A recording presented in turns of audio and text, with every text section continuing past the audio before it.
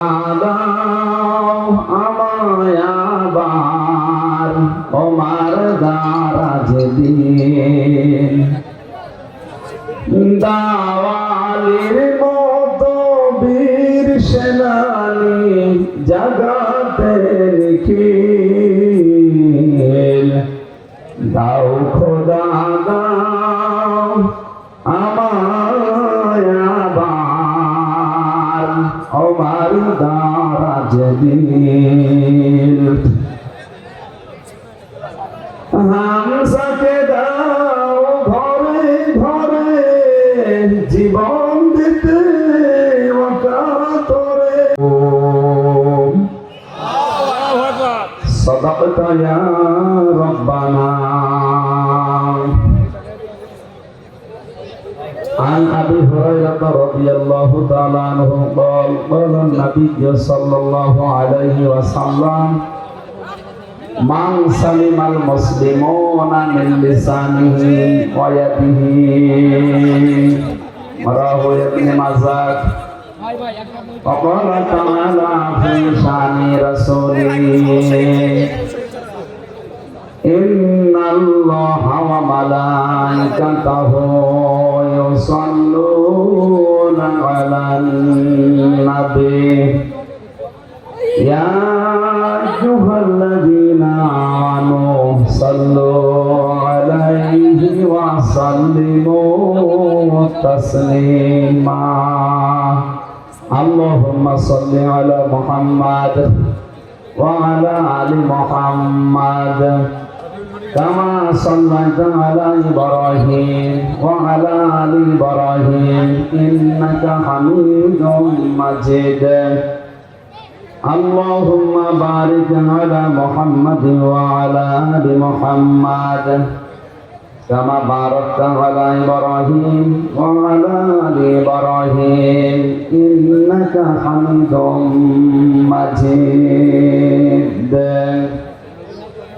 দাও আমায় আবার তোমার দারাজ দিন দাওয়ালির মতো বীর সেনানি জাগাতে নিখিল দাও খোদা দাও আমায় আবার আমার দারাজ দিল হামসাকে দাও ঘরে ঘরে জীবন দিতে ওকাতরে আবার গাবা ভাঙতে রে পাঠাওয়া বাবিল দাও খোদা দাও আমায় আবার আমার দারাজ দিল আলহামদুলিল্লাহ। রাজশাহী জেলার বাগমারা থানার অন্তর্গত দক্ষিণ মাঝগ্রাম ঐতিহাসিক তাফসীরুল কোরআন মাহফিলের স্বনামধন্য সভাপতি বিশিষ্ট আলেমে দ্বীন জনাব মাওলানা মোজাম্মেল হক, সহ সভাপতি জনাব মোহাম্মদ রফিকুল ইসলাম, সহকারী অধ্যাপক ভবানীগঞ্জ মহিলা ডিগ্রি কলেজ, প্রধান অতিথি মাননীয় জাতীয় সংসদ সদস্য জনাব অধ্যক্ষ মোহাম্মদ আবুল কালাম আজাদ আতালাল্লাহু আমরাহু ওয়া বারাকাল্লাহু ফি হায়াতি, বলেন আমিন। বিশেষ অতিথি অত্র এলাকার কৃতি সন্তান জনাব অ্যাডভোকেট মোহাম্মদ জাকিরুল ইসলাম শান্টু, সহ সভাপতি রাজশাহী জেলা আওয়ামী লীগ ও সাবেক চেয়ারম্যান বাগমারা উপজেলা পরিষদ। এখানে অনেকগুলো মানুষের নাম এসেছে, বিশেষ করে অধ্যক্ষ এস.এম. জিয়াউদ্দিন টিপু সাহেব, জনাব মোহাম্মদ জাহাঙ্গীর আলম হেলাল, জনাব আবু বকর মৃধা মনসুর, জনাব মোহাম্মদ আনোয়ার হোসেন। আরফানা লাকা যিকরা, শুধু দুনিয়া না আখিরাতে ওনাদের মর্যাদা আমরা কামনা করি, আল্লাহ যেন দান করেন, বলেন আমিন। প্রধান সমন্বয়ক আপনাদের এলাকার সন্তান, বিশিষ্ট চিকিৎসাবিদ জনাব ডাক্তার মোহাম্মদ আব্দুল বারী, পরিচালক ভবানীগঞ্জ ক্লিনিক। এতক্ষণ যারা আলোচনা রাখলেন ইসলামিক চিন্তাবিদ, মুফাসসিরে কোরআন, এলাকার সন্তান হাফেজ মাওলানা কারি আফতাব আহমেদ, মাওলানা আব্দুর রশিদ, হাফেজ মাওলানা জাকিরুল ইসলাম। আলেমদের মর্যাদা কামনা করছে আল্লাহ যেন আরো বাড়িয়ে দেন, বলেন আমিন। মঞ্চে বসা ওলামায়ে কেরাম, সামনে বসা মুসলমান ভাইরা, পর্দার আড়ালের সম্মানিতা মা এবং বোনেরা, প্রশাসনের মায়েরা, প্রাণ প্রিয় রাজশাহীবাসী, দল মত নির্বিশেষে কোরআনের এই অনুষ্ঠানে যারা এসেছি আমরা এই প্রচন্ড গরমে, যে ইবাদতে কষ্ট বেশি ওই ইবাদতে সওয়াব বেশি। আজকে যে কষ্ট আমাদের হচ্ছে, আমাদের সওয়াব ডবল হবে আজকের এই অনুষ্ঠানে। এই কারণে নবীজি বলেন কোরআন পড়তে গিয়ে যদি বেঁধে বেঁধে যায়, আউড়িয়ে যায় মুখে, তাহলে তার ডবল সওয়াব হয়। এই অনুষ্ঠানে এসে যেহেতু কষ্ট পাচ্ছেন গরমে, এরপরে মানুষের সংখ্যা অনেক বেশি, সুতরাং আজকে এরকম অনুষ্ঠান ডবল শুনলে যে সওয়াব হতো, এই এক অনুষ্ঠানে আল্লাহ 1-1.5 ঘন্টায় আমাদেরকে ওই সওয়াব যেন দান করে। যে আল্লাহ কোরআনের জন্য কষ্ট স্বীকার করার মন মানসিকতা এবং ধৈর্য আমাদেরকে দিলেন, বলেন আলহামদুলিল্লাহ। কোরআনে কারীম শোনার কিছু আদব আছে, আমরা সবাই জানি। এটা তো আর কনসার্ট না, গানের অনুষ্ঠান না যে আপনি যা মনে চাচ্ছে তাই করবেন। এটা ইবাদত চলছে। এখন কি চলছে বলেন তো? আর ইবাদত যেভাবে করা লাগে ওইভাবে হবে, নয়তো আবার উল্টা গোনা হয়ে যাবে। আপনার না আসায় হয়তো ভালো ছিল। কোরআনে কারীম যেখানে তেলাওয়াত করা হয়, আরম্ভ করা হয়, চোখ থাকবা এবং শুনবা, দুইটাই ফরজ। দুইটাই কি? এখনো যারা চোখ করেননি, আপনি ফরজ তরক করছেন, গোনা হচ্ছে আপনার। চোখ করেন, কষ্ট হলেও চোখ করেন। কথা বলেন কেন? আবার কথা বলে গেল, কথা বলা যাবে, দাঁড়িয়ে থাক। মানুষ না পড়া বসবে কোথায়? ওখানে দাঁড়িয়ে থাক। আর এই যে জায়গাগুলো ফাঁকা রেখেছেন কেন? এখানে কিছু বিছিয়ে দিলে তো বসতে পারে। কথা বলা যাবে না। যাই হোক, যা হয়ে গেছে কথা বলা যাবে। আমরা ইবাদতে যেহেতু প্রবেশ করে ফেলেছি, যেভাবে ইবাদত করেন আপনি, নামাজ পড়েন ইবাদত মনে করে, ওইভাবে 1 ঘন্টা পরিমাণে চুপ করে থাকে, দিলের কান লাগিয়ে সঙ্গে।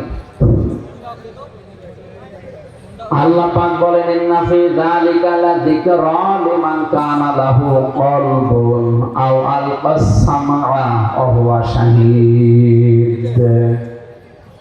সূরা কাফের ভেতরে আছে এই তেলাওয়াত, এই কোরআন, এই জিকির যদি শুনতে চাও, 1 নম্বরে উপস্থিত হয়ে শোনো। প্রশ্ন আসতে পারে, সেই বাড়ি আমার এখান থেকে 20 কিলোমিটার দূরে, এত দূর কষ্ট করে এখানে আসা লাগবে কেন? ওখানে তো মোবাইলে লাইভ আমি দেখতেই পাচ্ছি না। মুরগির পেটের নিচে যে ডিমগুলো থাকে ওইগুলো থেকে কিন্তু বাচ্চা হয়। বাইরে যেগুলো থাকে ওগুলো এমনিতেই নষ্ট হয়ে যায়, পচে যায়, বোয়া বলা হয় ডিমগুলোকে। কোরআনে কারীমের এই অনুষ্ঠানে কষ্ট করে আসার ভেতরে কিছু আল্লাহ রেখে দিয়েছে। এখানে আসলে যে জিনিসটা পাওয়া যাবে, আপনি লাইভ দেখে 20 কিলো দূর থেকে ওটা পাবেন না। কোন মানুষ যখন কোরআন শোনার জন্য বাড়ি থেকে বের হয়, আর আমরা এই নিয়তে যারা এসেছি, যদি আমাদের 2টা বিষয় থাকে যে আল্লাহ আমি আজকে তাওবা করে ভালো হয়ে যাব, কি করি? এখানে কেউ আসবেন না, বসে, কিচ্ছু লাগবে না। আমি বুড়ো মানুষ না যে বারবার চা দেবে, পানি দেবে,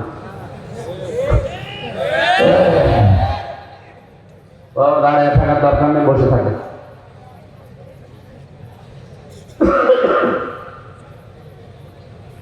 ভেতরে 3 বছর থাকার কারণে শরীরের কন্ডিশন খারাপ হয়ে গেছে। তাছাড়া তো আমার এমনিতে কোনো অসুবিধা ছিল না। কি খেয়েছি না খেয়েছি, এক ঘরের ভেতরে শরীরটা ভেঙে গেছে। এখন স্বাভাবিক হতে আরো সময় লাগবে। বের হওয়ার পরে ডাক্তার দেখিয়েছিলাম, উনি বলেছিল আপনি 12 ঘন্টা করে ঘুমাবেন। 12 ঘন্টা, 12 মিনিট ঘুমাতে যায় না মানুষ। কালকে ছিলাম বরিশাল মেহেন্দিগঞ্জ, অনেক ভেতরে। গৌরীপুর বলে এক এলাকায়, ওখান থেকে রাত 11:30টায় গাড়ি ছেড়ে দিনের বেলায় অনুষ্ঠান ছিল বাগমারা কেশরহাটের কোন এলাকায় যেন বানরে, ওখানে এসে আসরের নামাজ পড়েছি সারাদিন সারা রাত গাড়িতে। এরপরে আবার এখানে শরীর সাপোর্ট করলে আমার কিছু দরকার হবে না ইনশাআল্লাহ। আমি দোয়া করছি আপনাদের কাছে আল্লাহ যেন আমাকে সাপোর্ট করে। রাজশাহীবাসী কোরআন কারীমের প্রতি এই মহব্বত দেখে আমার একটা কথা মনে হচ্ছে, সূক্ষ্ম যে ষড়যন্ত্রগুলো এদেশে কোরআনের বিরুদ্ধে চলছে, আমি বিশ্বাস করি কিয়ামতের আগে দেশে এগুলো সফল হবে না। আল্লাহ যেন আমার বিশ্বাসকে সত্যে পরিণত করেন, বলেন আমিন।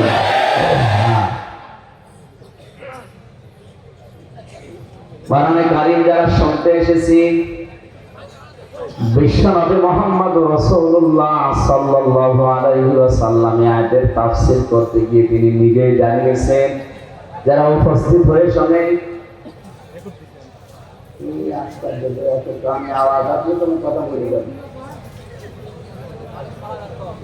এমনি দাঁড়িয়ে থাকেন, যদি বসতে না জায়গা পান দাঁড়িয়ে জায়গাগুলো বিছিয়ে দিচ্ছে, বসে পড়ে আগে থেকে এগুলো ঠিক করতে পারেননি, প্রায় 10টা বার হয়ে গেছে, এখন ঠিক করছে।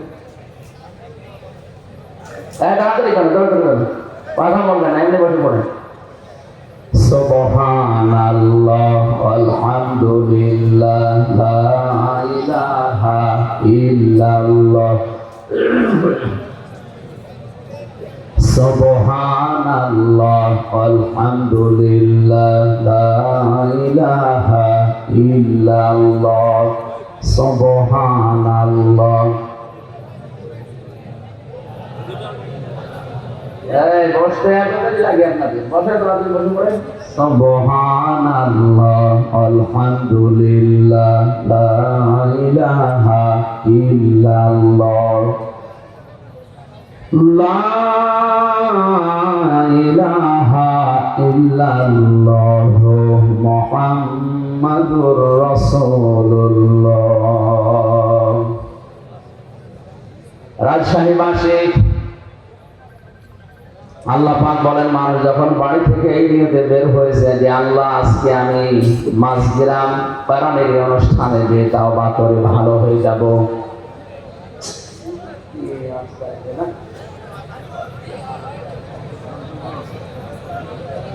বলতে তো আমি বলে যাচ্ছি তো,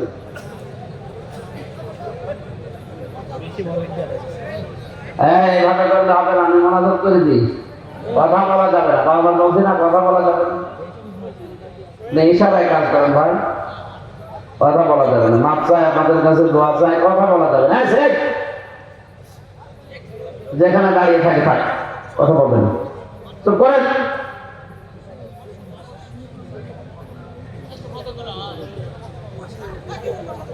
কোরআন কারীম জানিয়েছে, ইল্লা মান তাবা ওয়া আমানা ওয়া আমিলা আমালান সালিহান ফাউলাইকা ইউবাদদিলুল্লাহু সাইয়্যাতিহিম হাসানাত।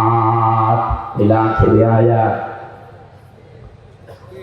আল্লাহ পাক সূরা ফুরকানের এই 70-71 নম্বর আয়াতে জানিয়েছেন, কোন মানুষ যদি এই নিয়ত করে বাড়ি থেকে আসে, আল্লাহ আমি আজকে তাওবা করে ভালো হয়ে যাব। এখানে আমার প্রশ্ন আলেমদের কাছে, তাওবা আর ইস্তেগফার এটা কিন্তু এক জিনিস না, এই দুইটার শব্দ অক্ষর আলাদা আলাদা। ইস্তেগফার আপনি সব সময় করতে পারেন, আস্তাগফিরুল্লাহ আস্তাগফিরুল্লাহ আল্লাহুম্মা গফিরলি, আল্লাহ আমাকে মাফ করে দাও। কিন্তু তাওবা যদি কেউ করে, আল্লাহ পাক গ্যারান্টি দিয়েছেন, তাওবা করলে ওর পেছনের যে অপরাধগুলো ছিল আমি আল্লাহ শুধু মাফ করে দেই না, ওই জায়গাটা পুরা ফাঁকা হয়ে যায়, পুরাটা নেকি দিয়ে ভরাট করবে।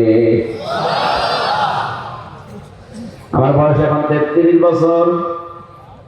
এই 33 বছরে যত অপরাধ জানা না জানা আমি করেছি, আজকের এই ময়দানে যদি সত্যিই তাওবা করার নিয়তে আমি বসি, আর যদি তাওবা করতে পারি, আর তাওবার উপরে যদি সত্যি সত্যি টিকে থাকতে পারি, কোরআনে কারীম গ্যারান্টি দিচ্ছে, ফাউলাইকা ইউবাদদিলুল্লাহ, আল্লাহ যেন নিজের কুদরতি হাতের আঙ্গুল এভাবে দেখিয়েছেন।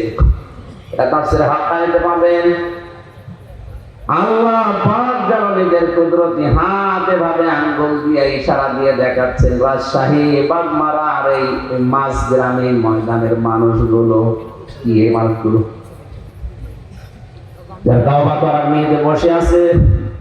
ফাউলাইকা ইউবাদদিলুল্লাহ, বাদদালা ইউবাদদিলু তাবদীলান ফাহুয়া মুবাদদিলুন, এটা বদল হয়ে যাবে, পাল্টিয়ে যাবে, পরিবর্তন হয়ে যাবে। সাইয়্যাতিহিম হাসানাত, দুইটাই বহুবচন। যত গুনাহ ছিল পুরা উল্টিয়ে ওইটাই নেকি দিয়ে পাল্টিয়ে দেব আমি আল্লাহ। আমাদের প্রশ্ন হচ্ছে তাওবা ইস্তিগফার তো সব সময় করছে, আল্লাহ আমারে মাফ করো, আমাকে মাফ করো, আস্তাগফিরুল্লাহ।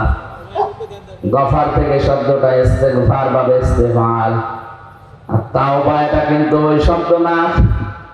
আপনি যদি সত্যি এখানে বসে আজকে তাওবা করার নিয়ত করেন, কত বড় বিশাল একটা বেনিফিট পাওয়া যাচ্ছে।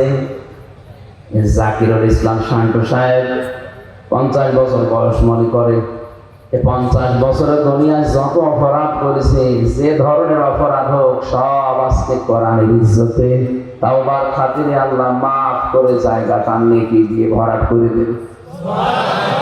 এটা কি এমনি এমনি দেওয়ার কথা? তাওবাটা কি জিনিস? তাহলে আমাদের দেশে বিভিন্ন দরবারে গেলে মানুষকে তাওবা পড়ায় পীর সাহেবরা, আজ আস্তাগফিরুল্লাহ রাব্বি মিন কুল্লি যামবি ওয়া আতুবু ইলাইহি হয়ে গেল না। এটা তাওবার একটা বাক্য। কোরআনে কারীম জানিয়েছে কোন মানুষ যদি সত্যি তাওবা করে তাহলে তাকে দুইটা শর্ত মানা লাগবে আর একটা সময় মেইনটেইন করা লাগবে। সূরা সমার 24 নম্বর পারা 3 নম্বর পৃষ্ঠার 12 নম্বর লাইনের 53 নম্বর আয়াতে আল্লাহ দলিল দিয়েছেন, আমরা তাওবা যদি করতে চাই শর্ত মানা লাগবে কয়টা? আর জোরে বলেন। সময় একটা। শর্তগুলো কি কি এবার দেখেন তো। এত বড় বিশাল লাভের জিনিস আল্লাহ আমাদেরকে ময়দানে আসার কারণে দিচ্ছে, এটা খেলা করার জন্য না। وَأَنِيبُوا إِلَىٰ رَبِّكُمْ وَأَسْلِمُوا لَهُ مِن قَبْلِ أَن يَأْتِيَكُمُ الْعَذَابُ ثُمَّ لَا تُنصَرُونَ। এটা তাফসীরে ফি সিলাল কোরআনে পাবেন। সাইয়্যিদ কুতুব শহীদ রহমাতুল্লাহ আলাইহি তাফসীর করতে গিয়ে লিখেছেন, কোন মানুষ যদি সত্যি তাওবা করে তাকে ফিরে আসা লাগবে 1 নম্বরে আল্লাহর দিকে। কার দিকে? আল্লাহর দিকে। এই শব্দটা শুনতে যত সহজ মনে হচ্ছে, প্র্যাকটিক্যাল লাইফে শব্দটা মিলানো অত সহজ না।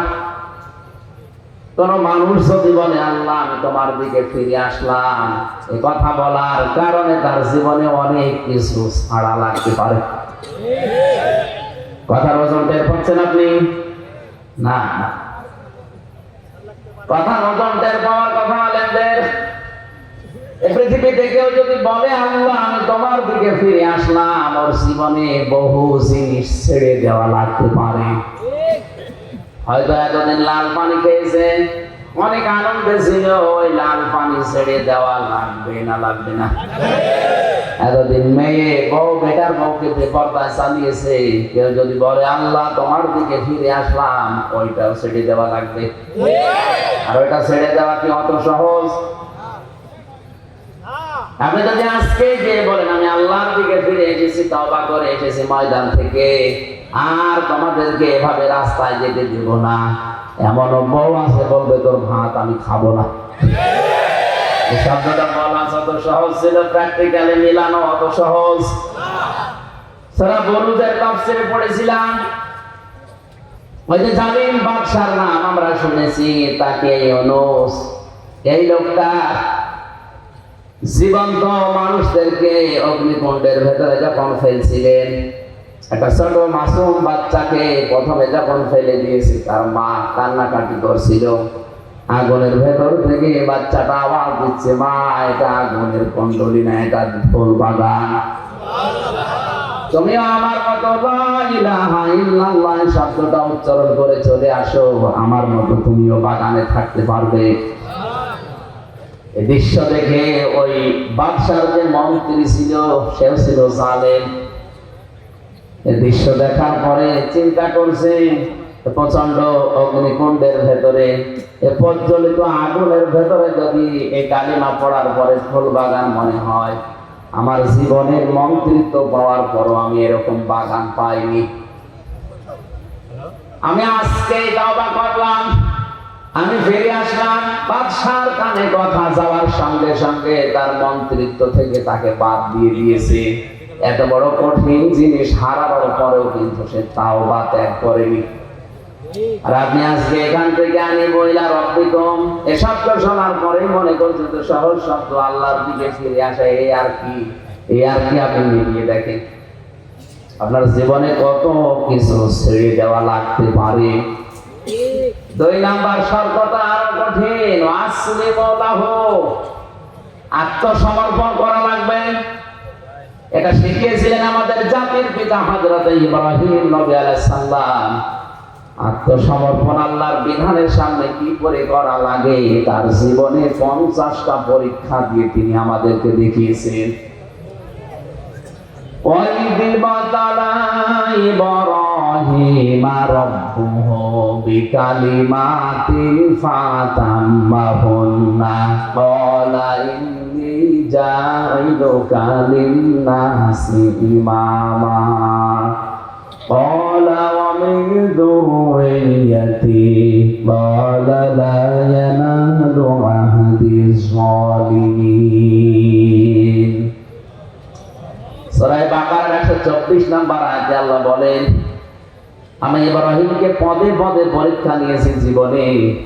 এখানে আয়াতে আমার আল্লাহ 50টা পরীক্ষার নাম দিয়েছেন। এটা তাফসীরে ফি জিলালিল কোরআনে পাবেন। প্রতিটি পরীক্ষায় হযরত ইব্রাহিম নবী উত্তীর্ণ হয়েছিলেন। তার ঈমানের যে পরীক্ষা ছিল, ঈমানের পরীক্ষা ছিল 10টা, আমলের পরীক্ষা ছিল 30টা, তার খাসলাত বা অভ্যাসের পরীক্ষা ছিল 10টা। এই 50টা পরীক্ষা পড়া কোরআনে আল্লাহ সাজিয়েছেন। আমি জেলখানায় 3টা বছর বসে বসে মাওলানা মামুনুল হকের সাথে আমি এই বিষয়গুলো শেয়ার করে করে সাবজেক্টগুলো বানিয়েছিলাম। 50টা পরীক্ষা যদি তাফসীর আকারে একটা একটা করে বলা হয় 50 দিন লাগবে, এত কথা আছে। ঈমানের পরীক্ষা মহান আল্লাহ তাকে 10টা নিয়েছিলেন। আমার বিষয়ে কথা নাই, আমি শুধু ক্লাস দেই। আমলের পরীক্ষা নিয়েছিলেন তার জীবনে 30টা। সূরা আহজাবের 34, 35, 35 নাম্বার আয়াতে আল্লাহ বিষয়গুলো তুলে ধরেছেন। সূরা তাওবার 111 নাম্বার 12 নাম্বার আয়াতে এগুলো আল্লাহ তুলে ধরেছেন। সূরা মুমিনুনের 1 থেকে 12 নাম্বার আয়াত পর্যন্ত আল্লাহ বিষয়গুলো তুলে ধরেছেন।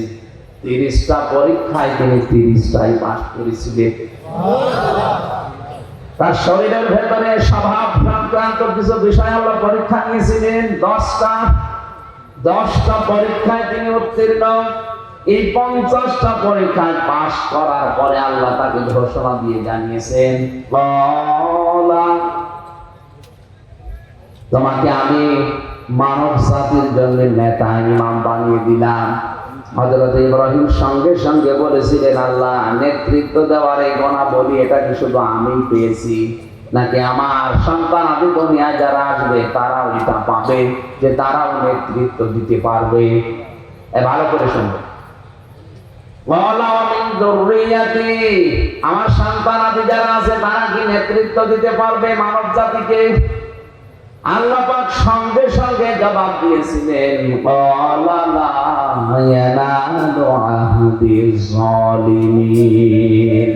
এই যে ইয়ানালু এটা মুসারে বর্তমান ভবিষ্যৎ, প্রেজেন্ট ফিউচার। আহাদ মানে অঙ্গীকার করা, ওয়াদা করা। আল্লাহ বলেন কোন জালেমের জন্য আমি আল্লাহর কোনো অঙ্গীকার নেই, ওয়াদা নেই। তার মানে আয়াত দিয়ে আল্লাহ ফতোয়া দিয়েছেন কিয়ামত পর্যন্ত কোন জালেম পৃথিবীর মানব জাতির নেতৃত্ব দিতে পারবে না। অথচ আজ পৃথিবীর বড় বড় জালেম যারা তারাই নেতা হয়ে বসে আছে। তারা আজ ইমানদারদেরকে নিষেধ করে যে তোমরা এই আইনে আসার দরকার নেই। আরে ভাই, আপনি তো জুলুম করছেন আপনার নফসের উপরে, আপনি জুলুম করছেন আপনার জনগণের উপরে, আপনি জুলুম করছেন ফিলিস্তিনের মানুষের উপরে। আপনার জন্য এই শব্দটা বলা মানায় না, তোর জন্য। এই নেতানিয়াহুর মতো এই জঘন্যতম বেয়াদবকে আপনি বলা সাজে না, বলে বলা লাগবে তুই। তোর জন্য পৃথিবীতে নেতৃত্ব দেওয়াই জায়েজ নেই। তোর অনুসারী দুনিয়াতে যারা আছে তাদেরও নেতৃত্ব দেওয়া হারাম। আপনি মনে করছেন ওরা আল্লাহ একজন আছে, বিশ্বাস করে না? করে। তারা অহংকার করে, হিংসা করে, শুধু আমাদের নবীকে ওরা মানে নাই। এই জন্য ওদের উপরে আল্লাহ নিজে লানত দিয়েছেন। দলালাত, গোমরাহি এই শব্দটা তাদের উপরে চাপিয়ে দিয়েছেন। প্রতিদিন আমরা লক্ষ লক্ষ মুসলমানেরা ওদের জন্য বরদোয়া করি, গায়রিল মাগদুবি আলাইহিম ওয়ালাদ-দাল্লিন।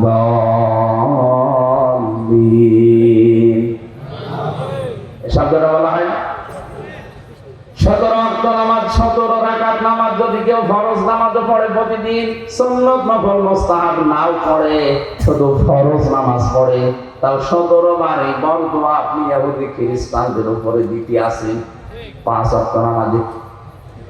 আর যদি নফল সুন্নাত পড়েন, ওয়াজিব পড়েন, তাহলে কয়েকশো বার আপনার মুখ দিয়ে আল্লাহ একটা কথাই বের করে নিচ্ছে, বলো যে তোমাদের উপরে আল্লাহর লানত, গজব, তোমরা গোমরাহ। কিয়ামত পর্যন্ত ইহুদিদের উপরে আল্লাহর লানত, আল্লাহর গজব। তাফসীরে আমি যে দুইটা কারণ পেয়েছি এদের উপরে গজব নাযিল করা, আল্লাহ রাব্বুল আলামিন দুইটা কারণের ভেতরে দিয়েছে। ওরা সত্যকে সত্য জানার পরেও মানত না, হিংসা করে, অহংকার করে। ওদের তাওরাতে, ওদের ইনজিলে লেখা ছিল আমাদের নবী মুহাম্মদুর রাসূলুল্লাহ শেষ নবী, সর্বশ্রেষ্ঠ নবী। কিন্তু নিজেদের ধর্মে, ইহুদি ধর্মে, খ্রিস্টান ধর্মে মুহাম্মদুর রাসূলুল্লাহ আসে নাই। এই কারণে তারা জানার পর অহংকার করে, হিংসা করে মানত না।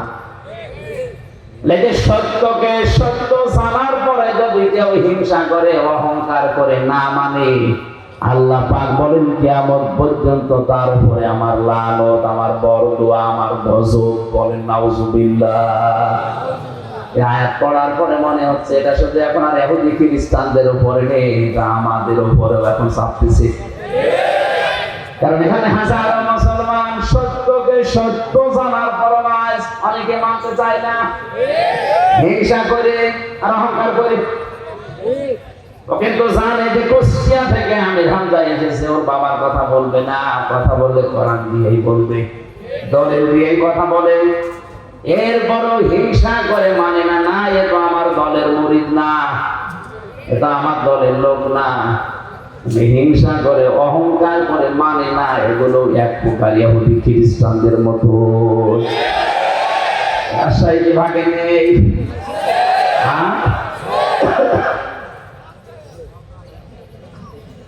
আমি আসলিমর ব্যাখ্যায় ছিলাম। জাতির পিতা ইব্রাহিম আলাইহিস সালাম আসলিমও করেছিলেন যেভাবে, উম্মতে মুহাম্মদী আমরা যারা দাবি করছি যে তাওবা করে ভালো হয়ে যাব, আমরা যদি তার মতো আসলিমও করতে পারি। গাছের মাথায় বসে কোড়াল দিয়ে কাঠ কাটছিলেন। আল্লাহ পাক বলেন আসলিম ইয়া ইব্রাহিম, হে ইব্রাহিম আত্মসমর্পণ করো। গাছের মাথায় বসে প্রশ্ন করেছিলেন কিভাবে, বলেন ওখান থেকে খাতনা করো। ওই যে ইব্রাহিম নবীর স্বভাব সংক্রান্ত যে 10টা বিষয় বলেছিলাম, পরীক্ষা নিয়েছিলেন আল্লাহ, তার ভেতরে খাতনা করা একটা। এটা ইব্রাহিম নবীর সুন্নাহ। তাকে যে 10টা বিষয় তার শারীরিক পরীক্ষা আল্লাহ নিয়েছিলেন, তার ভেতরে খাতনা করা একটা। গাছের মাথায় বসে কোড়াল দিয়ে, কাঠ পাত দিয়ে খাতনা করে বললেন আসলামতু লিরাব্বিল আলামিন। আল্লাহ, আমি আত্মসমর্পণ করলাম তোমার বিধানের সামনে। এখন আমার নিজের বলতে আর কোনো কথা নেই, তোমার কথাই আমার কথা। রাজশাহী ভাষী শব্দটা আমি যত সহজে বললাম, আপনি নিজের বাস্তব জীবনে এত সহজে কি মিলানো সম্ভব? বলেন। সূরা তাওবাতে পড়েছি, ইয়া আইয়ুহাল্লাযীনা আমানু লা তাত্তাখিযু আবাআকুম ওয়া আবনাআকুম আউলিয়া ইন ইসতাহাব্বুল কুফরা আলাল ঈমান ওয়া মান ইয়াতাওয়াল্লাহুম মিনকুম ফাউলাইকা হুমুস সাদিমুন। ওহে যারা বিশ্বাস করো আল্লাহ একজন আছে, কিয়ামত হবে, তারা শোনো, কখনো তোমাদের মা-বাবা, তোমাদের সন্তানাদি, স্ত্রী পুত্র, এগুলোকে এরা যদি ঈমানের পরিবর্তে কুফরকে বেশি ভালোবাসে, তাদের সাথে সম্পর্ক রাখা যাবে না। শব্দটা কত কঠিন আপনি জানেন। বদরের ময়দানে পরীক্ষা দিয়েছিলেন সাহাবায়ে কেরাম আয়াতের। হযরত সিদ্দিক আকবর রাদিয়াল্লাহু তাআলা আনহুর সন্তান আব্দুল্লাহ যুদ্ধের পরে এসে বলছে, বাবা আমি কিন্তু জিহাদের ময়দানে বদরে তোমারে পেয়েছিলাম, কিন্তু তুমি আমার বাবা, এই সঙ্গে আমি কিছু বলি নাই। হযরত আবু বকর সিদ্দিক ওই সময় বলেছিলেন, সন্তান তুমি আমার যুদ্ধের ময়দানে পাবার পরও সুযোগ পেয়েও কিছু বলো নাই, বাবা মনে করি। আল্লাহর কসম করে বলছে, আমি যদি তোমার একবার দেখতে পেতাম আর আমি যদি সুযোগ পেতাম, কসম আল্লাহর তুমি আমার সন্তান, এটা আমার মনে থাকতো না। কারণ আমি কোরআনে কারিমের আয়াত পড়েছি, ইনস্তাহাব্বুল কুফরা আলাল ঈমান, যে সন্তানাদি, যে স্ত্রী, যে ভাই ভক্তর, যে মা বাবা, এরা যদি আল্লাহ রাসূলের পরিবর্তে, ঈমানের পরিবর্তে কুফরকে বেশি ভালোবাসে, তাদের সাথে সম্পর্ক রাখা যাবে না। তারা এই আয়াতটা বাস্তব জীবনে মিলিয়েছিল, আমরা অনেকে মিলাতে পারি না। কোরআনে কারিমের আয়াতগুলো বিশেষ করে মধ্যপ্রাচ্যে যারা আছে মুসলমানেরা, আর আমরা এই বাংলাদেশ, ভারত, পাকিস্তানে যারা আছি, তারা কিন্তু কোরআনের আয়াত কি আছে বাস্তব প্রেক্ষাপট মিলাতে যে আমরা আলাদা করে ফেলি। আমার রিমান্ডে থাকাকালীন এক হিন্দু অফিসার, ওর অনেকগুলো আয়াত দেখলাম মুখস্থ আছে। আমার বলছে, হুজুর একটা কথা বলি, আপনি তো মাওলানা মানুষ, আপনি তো বিভিন্ন জায়গায় ওয়াজ করেন। আমি সরকারি কাজে 2 বছর আমেরিকা ছিলাম, ওমান। ওখানে থাকাকালীন আমি দেখেছি ওনাদের কোরআনে কারিম হাদিস মেনে নেওয়া, আমাদের কোরআনে কারিম হাদিস মানা, এই 3টা দেশে এক না। আপনি তো হিন্দু, অন্য জাতির লোক কিভাবে কি বোঝে? আমি যে দোকানে খাবার খেতাম, দোকানের মালিক বসে আছে, টাকা নিচ্ছে ক্যাশ, আর যেখানে খাবার দেয় হোটেলের বয় বলা হয়, ওটা ওই মালিকের নিজের আপন ছোট ছেলে। মানুষকে রুটি দেয়, পানি দেয়, এগুলো সব টেনে দেয় তরকারি। ডাক দিয়ে একদিন বললাম, ভাই আপনি এই দোকানের মালিক, এত টাকা পয়সা আপনার, আর আপনার নিজের ছেলে, ওকে মানুষের মতো মানুষ না করে ওরে বড় একটা জায়গায় তুলে না দিয়ে আপনি কি করেছেন? ছেলেকে হোটেলের বয় বানিয়েছেন। একটা কথা হলো, উনি ওনার ভাষা দিয়ে বুঝিয়েছে, ভাই আপনি কোন দেশের মানুষ আমি জানি না, তবে অনেকদিন আপনি আমার হোটেলে খাবার খানোর জন্য আপনাকে বলছি, এটা আমার নিজের ছেলে হতে পারে। কোরআনে কারিম এবং নবীর হাদিস আমার সামনে আছে। ইয়া আইয়ুহাল্লাযীনা আমানু ইন্না মিন আযওয়াজিকুম ওয়া আওলাদিকুম আদুওয়াল লাকুম ফাহযারুহু ইলা আখির আয়াত। হিন্দু অফিসার আমাকে বলছেন, হুজুর এই দোকানের মালিক আমাকে কোরআনে কারিমের সূরা তাগাবুনের এই 14 নাম্বার 15 নাম্বার আয়াত আমাকে শোনালো। আমারও কোরআনের অনেক আয়াত মুখস্থ আছে, আমি বাংলা সহ মুখস্থ করেছি। আমাকে উনি বোঝাতে চেয়েছে যে আল্লাহ পাক জানিয়েছেন, ঈমানদারেরা তোমাদের স্ত্রী সন্তান কখনো কখনো তোমাদের শত্রু হয়ে দেখা দেবে, সুতরাং তাদের থেকে সতর্ক থাকবা। আমার সন্তানটাকে আমি যা মনে করি, আপনাকে আমি একই জিনিস মনে করি। কারণ মুসলিম আখুল মুসলিম, মুসলমান মুসলমানের ভাই। আপনি জাতিতে কি আপনাকে তো আমি চিনি না, মুসলমান মনে করি বলছি। আমার নিজের আপন সন্তানকে আমি যা মনে করি, পৃথিবীর 175 কোটি মুসলমানকে আমি তাই মনে করি। না, এখানে বোঝার চেষ্টা করেন তো কথাটা কি বোঝাতে চাইলেন তিনি? যে আমার দায়িত্ব ছিল নবীর হাদিস অনুযায়ী আমার সন্তানের একটা সুন্দর নাম রাখা। আমি ওর নাম রেখে দিয়েছি আব্দুর রহমান। 2 নম্বরে ওকে আমি দ্বীনের শিক্ষা দেওয়া, এটা আমার দায়িত্ব ছিল। দ্বীনের শিক্ষা মানে হাফেজ মাওলানা সাহেব বানানো লাগবে না, ইসলাম মানতে যতটুকু প্রয়োজন অতটুকু শিক্ষা দেওয়া ফরজ আমি শিখিয়েছি। অন্তত ইসলামের যে মৌলিক জিনিস এগুলো মানতে পারে। 3 নম্বরে ওকে একটা সৎ পাত্রী দেখে পাত্রস্থ করা আমার দায়িত্ব ছিল, মানে একটা সৎ পাত্রী দেখে ওকে বিয়ে দিয়েছি। 4 নম্বরে ওকে একটা হালাল কর্মজীবন তৈরি করে দেওয়া আমার দায়িত্ব ছিল, আমি দিয়েছি আমার সামর্থ্য অনুযায়ী। আমার দোকানেও কর্মচারী হয়ে কাজ করেন, মনে করেন 20,000 টাকা বেতন পায়, এটা দিয়ে ওর সংসার হালাল ভাবে ভালোভাবে ওর স্ত্রী নিয়ে চলছে, কোনো অসুবিধা নেই। আমি তো আর ওর জন্য 5 লাখ 10 লাখ 20 লাখ টাকা খরচ করে হারাম কোনো কাজে সুপারিশ করে একটা চেয়ারে বসিয়ে দিতে পারি না। কথাটার ওজন কত আপনি টের পাচ্ছেন? আজ বাংলার 1734 জন মানুষ দায়িত্বে আছে। এই দোকানদার মুসলমানের মতো যদি এদের মন মানসিকতা তৈরি হয়ে যেত, এই দেশে ঘুষ নেওয়ার জন্য পিটিয়েও লোক পাওয়া যেত না। তিনি কি বোঝাতে চেয়েছেন? যে আমার সন্তানের উপরে হাদিস অনুযায়ী 4টা দায়িত্ব ছিল আপনার, আমি পালন করেছি। আমি কোরআনের আয়াত সামনে রেখেছি, যেহেতু আমার শত্রু, ওর থেকে সতর্ক থাকা লাগবে। ওকে এমন জায়গায় আমি তুলে দিতে পারি না যে জায়গায় যে ও যেখানে বসার যোগ্যতা রাখে না। আমি টাকা পয়সা ঘুষ দিয়ে প্রভাব প্রতিপত্তি খাটিয়ে ওই চেয়ারে ওরে বসিয়ে দিলাম। ওইটার কারণে ওই চেয়ারে বসে আরো হাজারো অন্যায় করবে। আপনি বলেন তো, এই নিয়মটা বাংলাদেশে এখন কেউ মানছে? এখানে ওনাদের কোরআনে কারিমের আয়াতগুলো মানা আর আমাদের দেশের মানুষের কোরআনের আয়াত মানা একই আয়াত, কিন্তু মেনে নেওয়ার সিস্টেমটা এক না।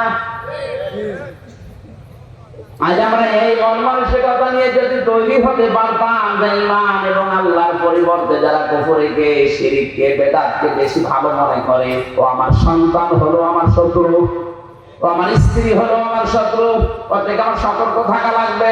হ্যাঁ, ওর প্রতি আমার যে দায়িত্বগুলো আছে যায় আমি জীবন থাকতে পালন করে যাব।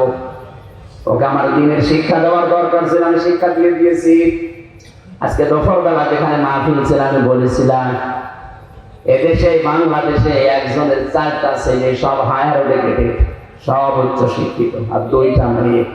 6 ভাই বোন মিলে বাবার সম্পদগুলো নিজেদের নামে লিখে দিয়ে 95 বছর বয়সী এই বৃদ্ধকে পাঠিয়ে দিয়েছে রাস্তায়। যায় অনেকে শোনার পরে একটু আফসোস করলো, দেখলাম বলছেন আউযুবিল্লাহ। কেন আউযুবিল্লাহ বলেন? এ দোষ কি শুধুমাত্র ওই 6 ছেলে মেয়ের?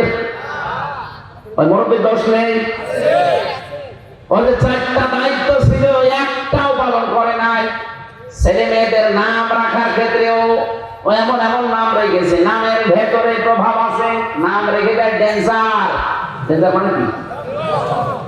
অত বড় হয় ভয়ঙ্কর হবে।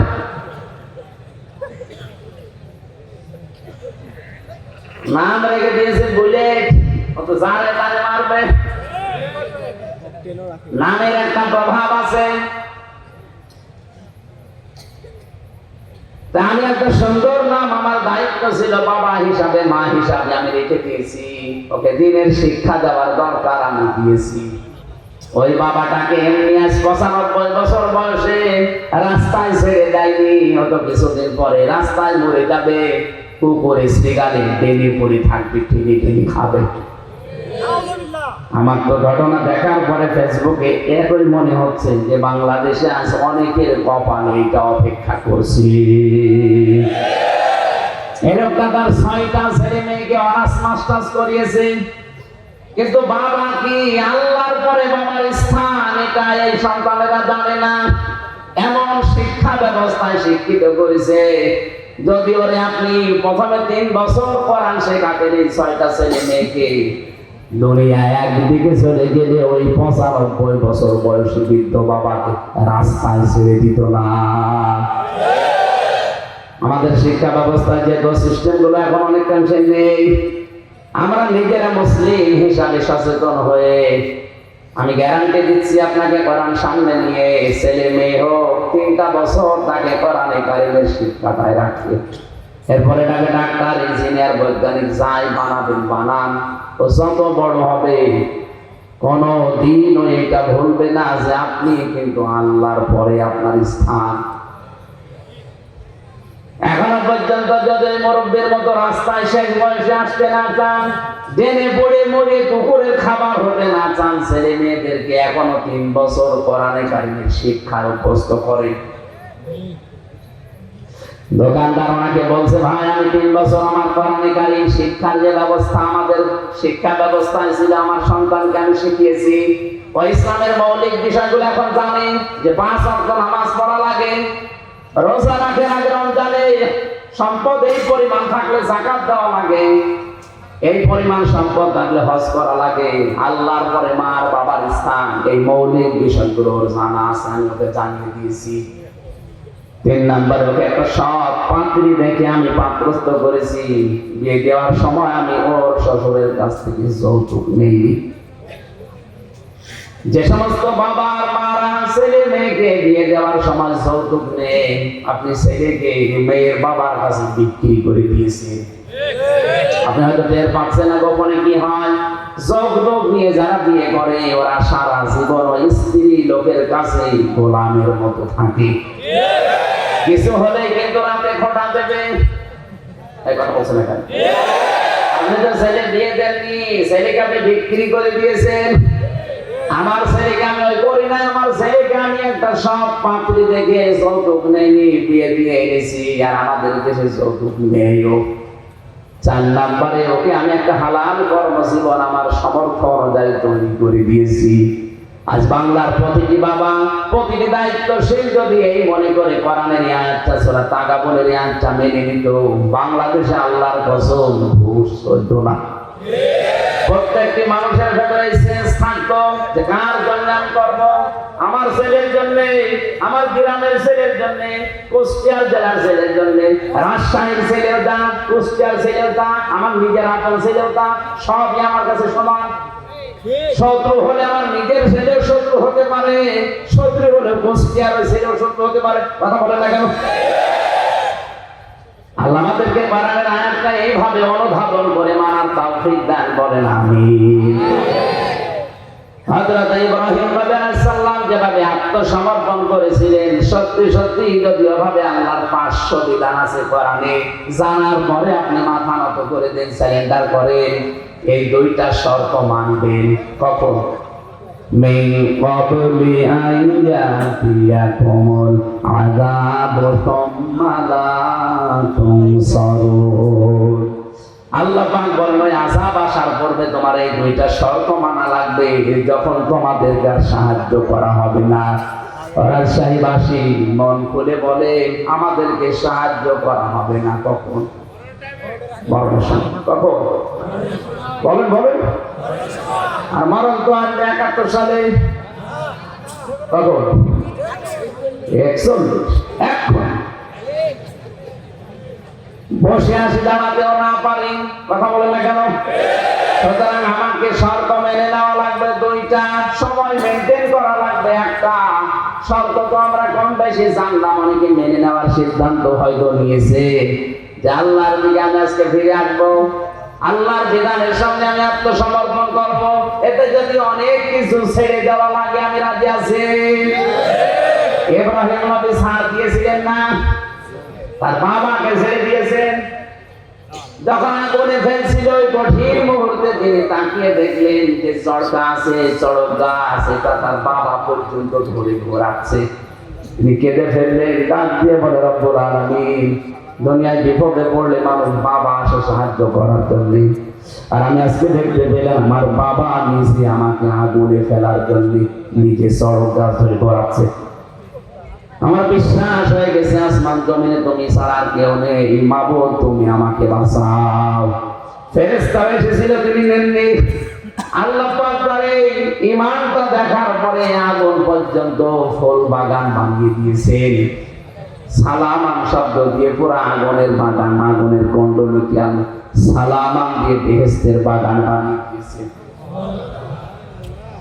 আমার রাজশাহীবাসী, আমি আবার বলছি, এই শব্দ দুইটা যদি সত্যি আজকের এই ময়দানে এসে আমরা মেনে নেওয়ার সিদ্ধান্ত নিতে পারি, আর সময়টা যদি মেনটেন করতে পারি যে না 41-71 না, এখনই মরণ এসে যেতে পারে, শুধু আমি এখনই পরিবর্তন হয়ে গেলাম, আল্লাহর ঘোষণা মিথ্যা হবে না।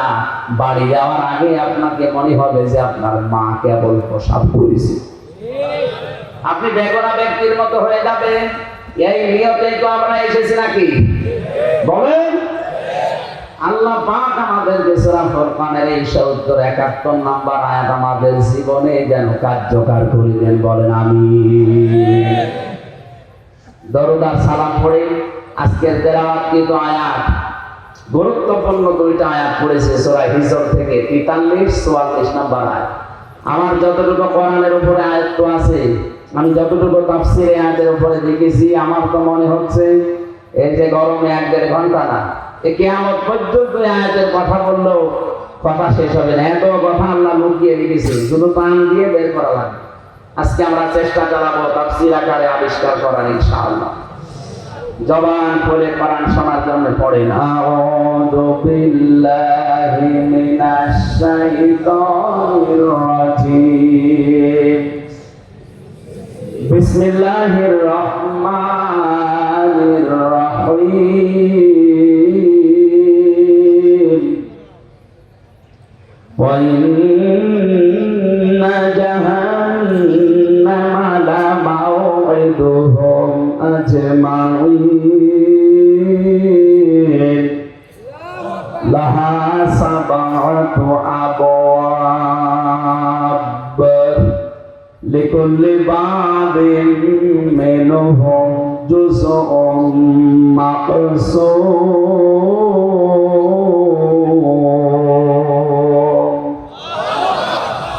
সাদাকাল্লাহুল আযীম। সূরা হিজর, কোন সূরা? হিজর মানে পাহাড়ের পাথর। কিসের পাথর? পাহাড়ের পাথর নামে আল্লাহ এই সূরাটা নাযিল করলেন। 99টা আয়াত দিয়েছেন। এই সূরার সর্বশেষ আয়াত হচ্ছে আল্লাহ পাক বলেন, ইবাদত করতে থাকবা ওই সময় পর্যন্ত যতক্ষণ তোমার কাছে মরণ না আসে। তার মানে ইবাদত এটা শুধু 2-1 দিন 5 দিনের ব্যাপার না, মানুষের জীবনে ইবাদত চলবে ওই সময় পর্যন্ত যতক্ষণ পর্যন্ত মরণ না আসে। এখন ইবাদতটা কি? আমরা অনেকে এখানে ধারণা করে রেখে দিয়েছি এই সূরার সর্বশেষ আয়াত কি? ওয়া'বুদ, তোমরা ইবাদত করো, রব্বাকা, তোমার রবের, হাত্তা, যতক্ষণ, ইয়াতিয়াকাল ইয়াকিন, তোমার কাছে মরণ না আসে। আমি আয়াতের তাফসীর পড়তে গিয়ে কাবির ফখরুদ্দিন রাজি রাহমাতুল্লাহ আলাইহির 5টা মন্তব্য পেয়েছি। আমি কি তাফসীর আকারে বলবো না কিচ্ছা বলবো? তাফসীরুল কোরআন মাহফিল আপনি লিখে দিয়েছি, এই জন্য আমি ওইদিকে যাচ্ছি। যেহেতু ধারণাটা পাল্টাতে হবে ইবাদতের। মানুষ মনেই করে ইবাদত মানে মসজিদে যতক্ষণ নামাজ পড়ি ওইটা ইবাদত, রমজান আসলে যতক্ষণ 11-12 ঘন্টা রোজা রাখি ওইটা ইবাদত, হজ করতে গিয়ে যে 4-5 দিন সময় লাগে ওইটা ইবাদত, যাকাত শুধু বছরে একবার যে কয় মিনিট দিয়েছি ওইটা ইবাদত। কে বলেছে আপনাকে? আল্লাহ পাক বলেন, মরণ যতদিন না আসে ততদিন পর্যন্ত ইবাদত করবা তোমার রবের। তার মানে শব্দ থেকে বোঝা যায় ইবাদত শুধু মসজিদের এই 5 মিনিট 7 মিনিট 10 মিনিট না, রমজানের 11-12 ঘন্টা না, অবশ্যই ইবাদত করা লাগবে আজরাইল আসার আগ পর্যন্ত। এই হিসাবে আমি যে খাবার খাই এটাও ইবাদত। কথা বলেন না? কেউ যদি সকালবেলা উঠে নাস্তা করার সময় বলে বিসমিল্লাহির রহমানির রহিম, এই শব্দ বলার পরে মুখে খাবার দেয়। 8 মিনিট, 10 মিনিট, 15 মিনিট, 20 মিনিট ধরে যদি রুটি খায়, খাবার খায়, পুরা খাবার খায় হয়ে যাবে ইবাদত। খাবার খাওয়ার পরে টয়লেটের প্রয়োজন দেখা দেয়। টয়লেটে প্রবেশ করার সময় যদি কেউ বাম পা দিয়ে প্রবেশ করে বলে আল্লাহুম্মা ইন্নী আউযু বিকা মিনাল খুবুসি ওয়াল খাবাইস, হে আল্লাহ আমি যত দুষ্ট জিন আছে, সে নারী জিন হোক পুরুষ জিন হোক, তাদের থেকে তোমার কাছে আশ্রয় চাই। এই শব্দটা বলার পরে যখন মানুষ টয়লেটে বসে তখন শয়তানের চোখের উপরে পর্দা পড়ে যায়। এখানে কত হাজার হাজার মুসলমান আছে শব্দটা বলে টয়লেটে বসবে, এইটাও বলে না, ও জানেও না। শয়তান কিন্তু জান্নাত থেকে আদম হাওয়াকে বের করে দেবে, এটা তার টার্গেট ছিল না। প্রথমে ওর প্রথম টার্গেট ছিল আদম হাওয়াকে আমি কি করে উলঙ্গ অবস্থায় লজ্জার স্থান দেখবো। এখানে শব্দটাকে নবীজি আমাদের শিখিয়েছে, শয়তান যেন তোমাদের লজ্জা স্থান থেকে আনন্দ করতে না পারে। আর যারা নিজেদের শরীরকে উন্মুক্ত করে গোপন অঙ্গগুলো মানুষকে দেখে আনন্দ পায়, বুঝবেন ওইটার ভেতরে আর শয়তানের ভেতরে কোনো পার্থক্য নেই। আমরা বাংলাদেশেও একটা দেশে একটা প্রাণী দেখি, কুকুর, 1-1.5 হাত লেজ, কথা বলে না, অথচ লেজটা পুরো উল্টো করে দেখিয়ে মানুষকে বলে যা দেখতে দেখ। ও কিন্তু ঢেকে রাখলে রাখতে পারে, এটা বলছে না, ও ঢেকে রাখলে রাখতে পারে, লজ্জা স্থান উন্মুক্ত করে মানুষকে দেখে আরো আনন্দ পাচ্ছে। আর যারা নিজেদের গোপন অঙ্গকে, যে সমস্ত বিষয়গুলো ঢেকে রাখা দরকার ছিল, এগুলো যারা জনগণকে দেখিয়ে উন্মুক্ত করে আরো আনন্দ উল্লাস করে, বুঝবে এইটা আর কুকুর সমান।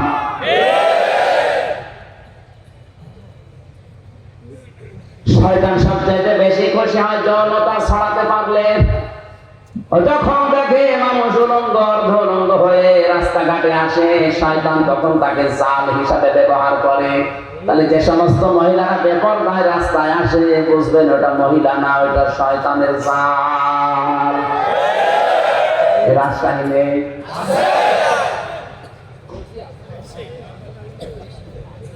কোন মহিলাকে নবীজি দাজ্জাজ বলেন নাই হাদিসে, দাজ্জাজ লা ইয়াদখুলুল জান্নাহ, এটা মুযাক্কার শব্দ।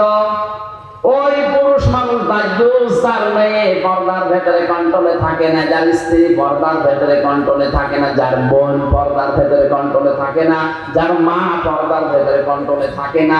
নবীজি ওই পুরুষকে বলেছেন দাজ্জাজ, ওর জন্য জান্নাত হারাম। এই হাদিস অনুযায়ী বাংলাদেশে কত মানুষের উপরে জান্নাতে যাওয়া নিষিদ্ধ, আপনি চিন্তা করে দেখেন। আজকে থেকে আমলটা আমরা ইবাদতটা আরম্ভ করব। টয়লেটে যদি 8 মিনিট 10 মিনিট আপনি সময় ব্যয় করেন, এই দোয়াটা পড়ে বসার সঙ্গে সঙ্গে ইবাদত আরম্ভ হয়ে যায়। বলেন ওইটাও আবার ইবাদত, হ্যাঁ ওইটাও ইবাদত। ওখান থেকে যখন ডান পা দিয়ে আপনি বের হয়ে বলেন গফরানা, কি বলেন? কেন বলেন বলেন তো? আল্লাহ আমাকে ক্ষমা করে। এই কথাগুলো ভালো করে বলুন। কেন আপনি 10 মিনিট 15 মিনিট টয়লেটে বসে থাকার পরে ডান পা দিয়ে বের হওয়ার সময় গফরানাটা বলেন?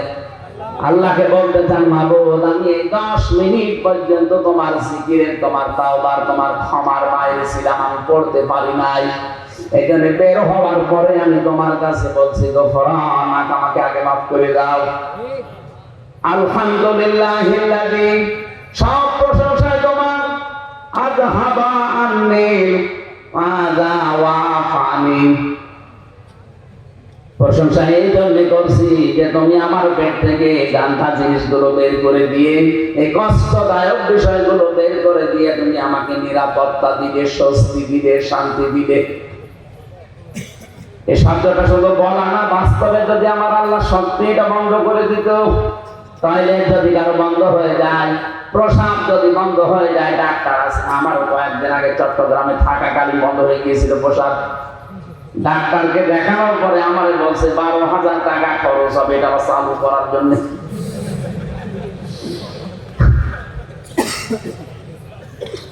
আল্লাহ পাক যদি আপনার বন্ধ করে দিত, শরীরের কত আমি দিনে আল্লাহ বের করে দিচ্ছে, এই জন্য তো আপনি শুকরিয়া আদায় করলেন। এই যে যতক্ষণ থাকলেন কোরআন 10 মিনিট আপনার ইবাদত হিসাবে গণ্য হয়ে গেছে। বলেন সুবহানাল্লাহ। এবার আমার আসল কথা এখানে খেয়াল করুন। এই যে 7-8 মিনিট আমি যাই বললাম টয়লেট নিয়ে যাওয়া আসা, ইবাদতটা নিয়ে অনেকে কিন্তু আনন্দে আছে যে না অসুবিধা নেই, এটা ভালো কথাই বলছে। আরে ভাই 8-10 মিনিট টয়লেটে থাকা যদি ইবাদত হয়, বিশ্বনবী যে 10 বছর কোরআন দিয়ে রাষ্ট্র চালালেন, এটা ইবাদত না? এটা শুনলে আমার গায়ে জ্বালা করে। আমি কি খালি টয়লেটে রোজ করবো? টয়লেটের আদব কায়দা এই কথাগুলো শুনলে খুব ভালো লাগছে। হুজুর আরো বলে 10 মিনিট ধরে। 10 মিনিটে যদি আপনি এত আনন্দ পান, 10 বছরে আপনার আনন্দ আরো বেশি পাওয়া দরকার। ওই আনন্দটা আমরা দুনিয়ার বিষয় মনে করে ছেড়ে দিয়েছি, এই জন্য আজ তামাম দুনিয়ার মুসলমানেরা জুলুমের শিকার। কথা কত দূর গেল আপনি মনে হয় টের পাননি? টের পেয়েছেন? সুতরাং ইবাদত শুধু টয়লেট না, ইবাদত শুধু প্রসাব পায়খানা না, ইবাদত এই পৃথিবীকে কোরআন দিয়ে চালানো ইবাদত। যতদিন আজরাইল না আসে এই দায়িত্ব আমাকে পালন করতেই হবে, পালন করাই লাগবে। আর মূল কথা, শেষের কথা এইটা ছিল। আমি পড়েছি 43 আর 44 নাম্বার আয়াত। এর উপর প্রথম থেকে আল্লাহ আলোচনা করেছেন আদম আর হাওয়াকে নিয়ে। তাদেরকে বানানো, তাদেরকে সেজদা দেওয়া, তাদেরকে কিছু শেখানো, এই সমস্ত কথাগুলো ছিল। আল্লামা আদম আল আসমা কুল্লাহা সুম্মা আরাদাহুম, এই আয়াতের ব্যাখ্যায় আমরা অনেকেই মনে করি আদম এবং হাওয়াকে মহান আল্লাহ পাক শুধু নাম শিখিয়েছিলেন আদমকে, এই কচু আলু মটর ঝিঙা না। ওনাকে যত গুরুত্বপূর্ণ বিষয় দুনিয়াতে আছে সব ন্যায় এবং অন্যায়ের মৌলিক বিষয়গুলো একটা ক্লাসে আল্লাহ তাকে শিখিয়েছিলেন। আসমা এসএমের বহু বছর। এর ভেতরে তাফসীরের ভেতরে আমি পেয়েছি পৃথিবীতে যত ন্যায় এবং অন্যায় এর মৌলিক বিষয় যত বিবেক কাজ করে সব ওই ক্লাসে আল্লাহ আদমকে শিখিয়েছিলেন। কারণ ক্লাস নিয়েছে সরাসরি কে? আর ছাত্রকে আদম নবী। জায়গা কোনটা? আপনি কিন্তু চিন্তা করতে পারেন যিনি ক্লাস নিচ্ছেন তিনি সরাসরি আল্লাহ, যিনি ক্লাস করছেন তিনি সাধারণ মানুষ না, তিনি নবী। আর যে জায়গায় ক্লাস হচ্ছে এটা রাজশাহী ভার্সিটি না, কোন জায়গা? এত বড় একটা গুরুত্বপূর্ণ ক্লাসে আলু পটল ঝিঙা এটা শেখাবে আপনার মনে হয়? ওগুলো তো এমনি শেখানো যায়। উনি শিখিয়েছিলেন এইটা মানব জীবনের ন্যায় কি অন্যায় কি এইগুলো আল্লাহ ওই ক্লাসে শিখিয়েছিলেন। এই জন্য বাবার পক্ষ থেকে আমরা ওইটা অটোমেটিক পেয়ে গেছি। ন্যায় কোনটা অন্যায় কোনটা এটা আমরা এমনিতেই জন্মগতভাবে বুঝি, কারণ ওই বাবার পক্ষ থেকে পেয়েছি। এই কথাগুলো প্রথম দিক থেকে এর উপর প্রথমে ছিল। আল্লাহ রাব্বুল আলামিন শেষ পর্যন্ত আদম আলাইহিস সালামকে জানিয়ে দিলেন, হে আদম তোমাকে আমি পাঠিয়ে দিলাম তোমার স্ত্রী এবং ওই শয়তানকে সাথে নিয়ে। সাথে পাঠালাম আমার হেদায়েত, আমার পথ নির্দেশিকা। যদি মেনে আসতে পারো সেখান থেকে পাঠিয়ে দিলাম আবার এই জায়গায় ফিরিয়ে নিয়ে আসবো। আর যদি মেনে নিয়ে আসতে না পারো ওয়া ইন্না জাহান্নামা লামাউইদুহুম আজমাইন, যারা মানবে না তাদেরকে ওই শয়তানের সাথে একত্রিত অবস্থায় জাহান্নামে পাঠাবো। কোন জায়গায়? বলেন বলেন। এবার আলোচনা শুরু করছি আয়াত থেকে। আল্লাহ রাব্বুল আলামিন যে হেদায়েত বাণী পাঠিয়েছেন যুগে যুগে, তার সর্বশেষ হেদায়েতের নাম হচ্ছে কোরআনে কারীম। হুদান লিন-নাস, হাদা বায়ানুন লিন-নাস। এই কোরআনে কারীম থাকার পরেও যারা আল্লাহর বিধানগুলো মেনে চলতে পারে না, ব্যর্থ হয়, ওই মানুষগুলোকে আল্লাহ শয়তানের সাথে জাহান্নামে একত্রিত করবে। এখানে আজমাইন বহু বছর দিয়েছে যে জাহান্নামে আল্লাহ প্রবেশ করাবেন। ওই জাহান্নামের বর্ণনা এবার দিচ্ছেন, লাহা সাবাতু আবওয়াব। এই হার মারসা ওই জাহান্নামের দিকে, কারণ আয়াত শুরু হয়েছে জাহান্নাম দিয়ে। আল্লাহ বলেন এই জাহান্নামের দরজা 7টা। জাহান্নামের দরজা কয়টা? সারা জীবন আমরা এখানে অনেকেই পড়েছি জাহান্নাম 7টা, জান্নাত 8টা। কোন জায়গায় পেয়েছেন আপনি? এই যে জাকিরুল ভাই, কোনদিন পেয়েছেন যে জাহান্নাম 7টা জান্নাত 8টা পেয়েছেন? কোনদিন পড়েছেন? শুনেছেন? কোরআনে কারিমে সূরা হিজরের 44 নম্বর আয়াতে আল্লাহ দলিল দিচ্ছেন জাহান্নামে একটা, তার দরজা 7টা, জান্নাত একটা, দরজা 100টার উপরে। আমরা হয়তো 8টা বেশি জানি তাই বলি, আমরা 7টা বেশি জানি তাই বলি এগুলো, কিন্তু জাহান্নামের স্তর অনেকগুলো আছে। এই আয়াতের ভেতর আল্লাহ 7টার বর্ণনা দিচ্ছেন। লাহা সাবাতু, সাবাতু মানে কি? 7। বাবের বহুবচন আবওয়াব, জাহান্নামের দরজা 7টা। লিকুল্লি বাবিন মিনহুম জুজউম মাকসুম। দুনিয়াতে যে ধরনের অপরাধ করবে আল্লাহ তাকে ওই দরজা দিয়ে প্রবেশ করিয়ে শাস্তি দেবে। প্রত্যেকের জন্য আলাদা আলাদা দরজা আছে।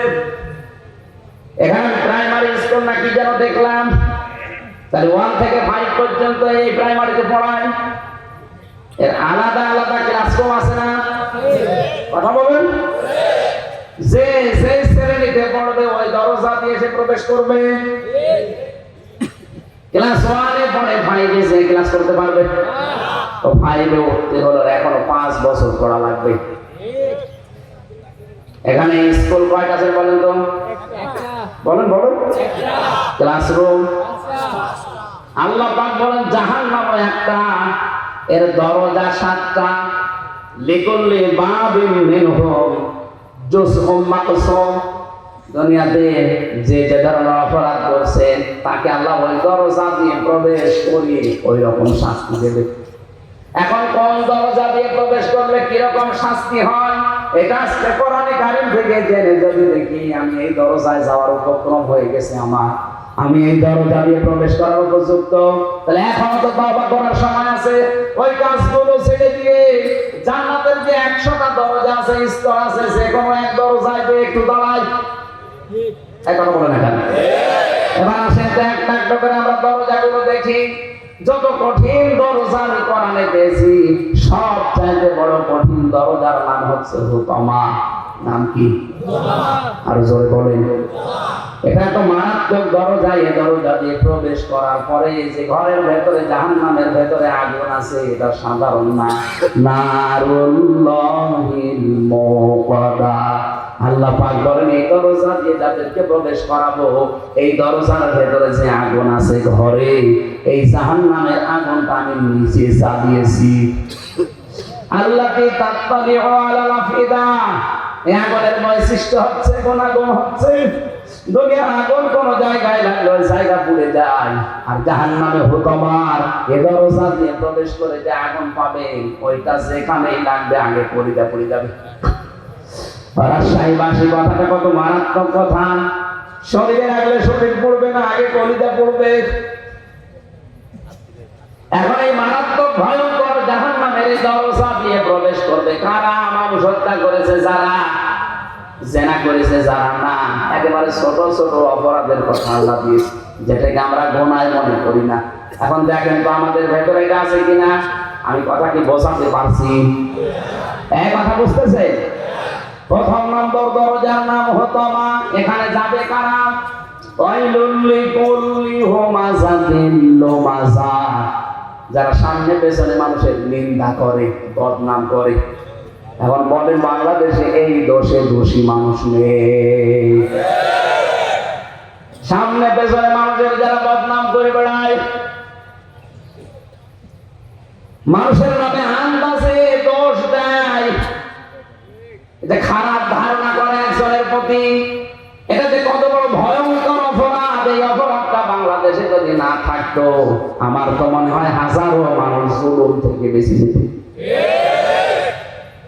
আমার জীবনে যে 3টা বছর কেটে গেল জেলখানায়, আমার ধারণার উপরে কিচ্ছু জানি না, ওই বিষয়ে আন্দাজে বলছে তুমি এটা করতে পারো, তোমার কথা শুনে এরকম করেছে, এই ধারণা করে আমার আপনি খাটালেন, অথচ আমি কিছু জানি না ওই বিষয়ে। শুধু আমি এখানে হাজারো মানুষ আছে ধারণার বশবর্তী হয়ে মিথ্যা অভিযোগে অভিযুক্ত হয়ে অনেকেই বিভিন্ন জেলখানায় আছে। জমি জায়গা নিয়ে মারামারি ছিল গন্ডগোল ছিল, এখন আর পেরিয়ে উঠছে না, করবে কি? 4 বছরের নাতি দিয়ে এর নামে ধর্ষণের মামলা দিয়ে জেল খাটাচ্ছে 7 বছর। আপনার বিশ্বাস না হলে রাজশাহী চলে, গাজীপুরের কাশিমপুর কারাগারে আমরা 10,000 মানুষ ছিলাম 4 জেল মিলে। আমার মনে হয় নারী পুরুষের এই ধর্ষণ মামলাটাই প্রায় 3,000। সব এরকম, কিচ্ছু জানে না। হয়তো মারামারি হয়েছিল 10 বছর আগে, ওরে ঘায়ল করবে কি দিয়ে, কিছুই পায় না। যখন 3 বছরের ছোট নাতি দিয়ে ওর নামে ধর্ষণের মামলা চালিয়ে 7 বছর জেলে দিয়েছে। মানুষের প্রতি একটা ধারণা করা কত খারাপ, মারাত্মক। তাফসীরের ভেতর থেকে এবার শোনাচ্ছি শিক্ষার জন্য। এটা যারা করছেন তারা থামেন, নয়তো আপনার জন্য হুতামা নামক দরজা কিন্তু উন্মুক্ত হয়ে আছে। ওই দরজায় যে ফেরেশতা আছে তার নাম মালিক। নাম কি? ও কিন্তু দাঁড়িয়ে আছে, যেই যাবে করবে দিকে আয়। কেন আসলে হুতামায়? এ জায়গায় কেন আসলি? এটা তো খারাপ জায়গা, আল্লাহ জ্বালিয়েছে আগুন। তুই দুনিয়ায় থাকতে কথাগুলো শুনিস নাই? কাল্লা লায়ুম বাযান্না ফিল হুতামা ওমা আদরাকা মাল হুতামা। আপনি জবাব দিতে পারবেন না। এখানে জবাব আমি এখন দিয়ে দেই, আন্দাজে কারো সামনে পেছনে বদনাম করবেন না, উল্টা পাল্টা ধারণা কারো উপরে করবেন না। ধারণা করা এটা যে কত বড় মারাত্মক অপরাধ। ইমাম মালিক রাহমাতুল্লাহ আলাইহির জামানার একটা কাহিনী আমি তাফসীরে পেয়েছি। একটা মহিলা মারা গেছে, তাকে ধোয়ানোর জন্য পাশের বাড়ির এক মহিলা এসেছে লাশ ধোয়াবে। ভালো করে শিক্ষা নেওয়ার জন্য শুনবেন। টয়লেট পরিষ্কার করিয়েছে, হঠাৎ এই রানের উপরে দিয়ে হাত দিয়েছে, হাত গেছে আটকে, আর সরে না। বহু চেষ্টা করেছে, কয়েক ঘন্টা ধরে হাত সরছে না। এলাকায় যিনি ইমাম সাহেব ছিলেন তিনি ফতোয়া দিলেন, এক কাজ করেন, এই জীবিত মহিলার তো হাত কাটা যাবে না, এই মরা মহিলার চামড়া কেটে ওখান থেকে বাদ দিয়ে দেন। মৃত মহিলার স্বামী আর সন্তান বলছে, না আমার স্ত্রীও ভালো, আমার মাও ভালো। মারা গেছে সে নেককার মহিলা, তার লাশ কেটে এখন বাদ দিয়ে দেবেন চামড়া, আমরা মানি না। দরকার হয় যদি বেশি প্রয়োজন হয় ওই মহিলার হাত কেটে বাদ দিয়ে দেবেন। ওই মহিলার স্বামী বলছে, না আমার স্ত্রী নেককার, আমার মন মতো। আমি এখানে একটা প্রশ্ন করছি, আমি স্বামী সহ যত স্বামী বসে আছে, কোরআন আমার সামনে আছে, 100% আল্লাহকে সাক্ষী রেখে গ্যারান্টি দিতে পারবে যে আপনার স্ত্রী আপনার কাছে 100% মন মতো? হাত তোলেন তো একজন দেখি, আন্দাজ হাত তুললে কিন্তু আমি ক্যামেরা দিয়ে জিজ্ঞেস করব। সম্মানিত মা বোন, আমি হাসির খোরাকে যাই না, থামেন। এত বড় বড় নেতা এখানে বসে আছে, ওই হাত তোলা সাহস পাচ্ছে না জাকির ভাই? বলতে পারছে না যে আমার বউ আমার কাছে 100% মন মতো? আমিও পারছি না। আমি ভয় যে হাত তুলি, কারণ রেকর্ড হচ্ছে, ম্যাডাম আমার বাড়ি বসে দেখছি না। সম্মানিত মা বোনেরা যারা বসে আছেন তারা জানি না বিভিন্ন মহিলা প্যান্ডেলে, আর এটা মহিলা প্যান্ডেলে 10,000 20,000 মহিলা না, তাম পৃথিবী এখন লাইভ চলছে। এটা লক্ষ লক্ষ মহিলারা এখন এর সামনে বসে আছে। এখানে যদি 50,000 মানুষ থাকে, একটা বুড়ো মানুষ হাত তুলিস, 5 বাজে কাল কবরে যাওয়ার কথা। ও বললেই কি আর না বললেই কি? এতগুলো মানুষ আমরা কেউ যেই বলেছে আল্লাহর দিকে সাক্ষী রেখে বলেন, কেউ আর হাত তুলতে সাহস পাচ্ছে না। তার মানে জান্নাতে যাওয়া মহিলা এখন কম না বেশি? ওই একটার বউ শুধু যাবে।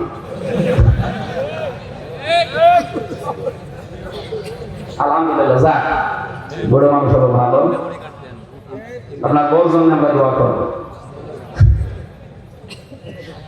হাসতেছেন, বলেন তো একটা মানুষ বাদ নিয়ে কেউ সাহস পাইল না।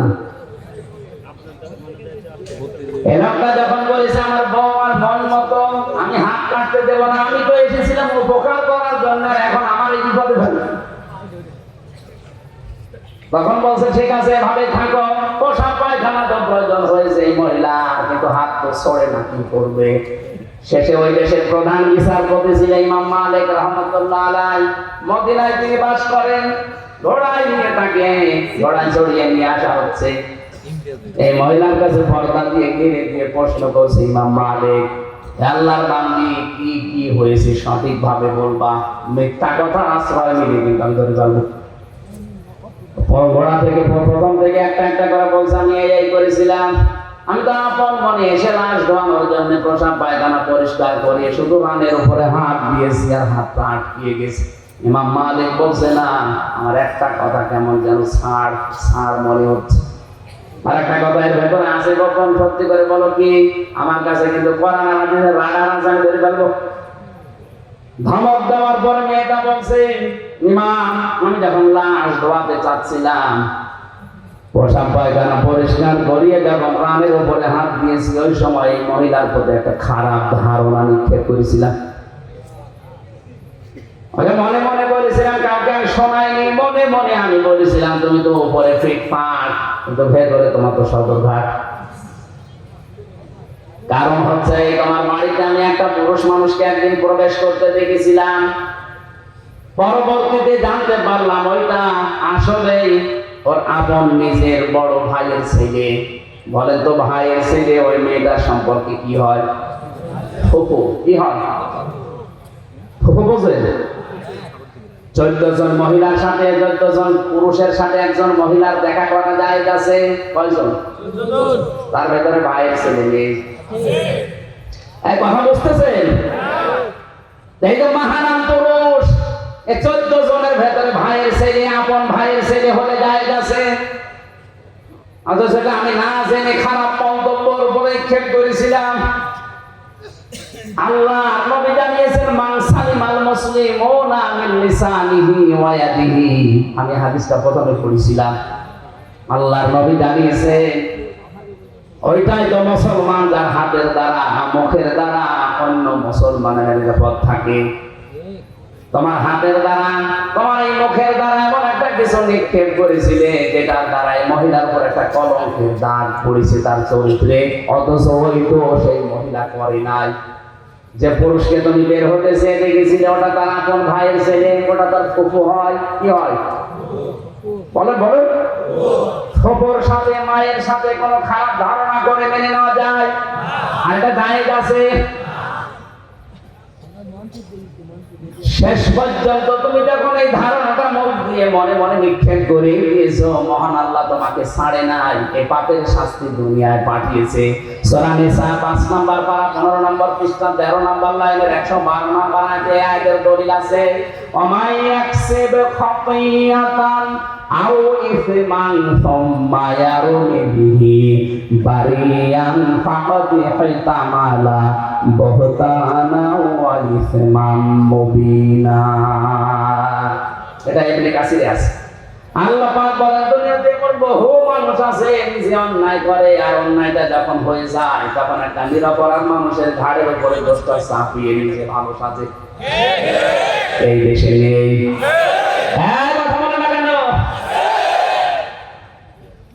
নিজে অন্যায় কাজ করেন, নিজে ঘুষ খান, নিজে সুদ খান, আর একটা নিরপরাধ মানুষের উপরে দোষটা চাপিয়ে দিয়ে তার জীবনটা নষ্ট করে দেন।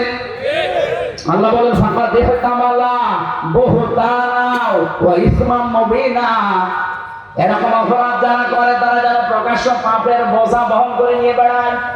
আজ হয়তো আমরা এটা দেখতে পাচ্ছি না, তাই যদি আদম নবীর ওই শরীয়ত থাকতো তাহলে গুনাহগুলো আজ আমরা দেখতে পেতাম, আপনি রাস্তায় বের হতে পারতেন না। বাংলাদেশে বহু মামলা যারা দায়ের করে, এই মামলাগুলোর আয়ু যারা আছে, মামলাগুলোর বাদী যারা আছে, আমার তো মনে হয় হাজারো মানুষ ধরা খেতে রাস্তায় বের হতে পারতো না।